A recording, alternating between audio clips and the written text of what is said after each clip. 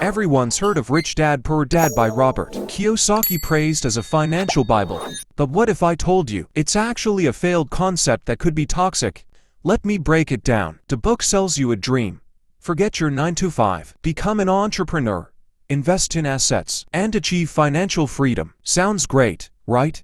But here's the problem: Kiyosaki's advice is riddled with oversimplifications, unrealistic expectations, and even contradictions. First, Kiyosaki makes a villain out of the 9 to 5 job, calling it a rat race. But for many, steady jobs are the foundation of financial stability. Demonizing it only creates unnecessary guilt and anxiety. Second, he glorifies risky investments. He says things like, take on debt to grow wealth. Sure, leverage can work, but for most people, without financial literacy, it's a one-way ticket to bankruptcy.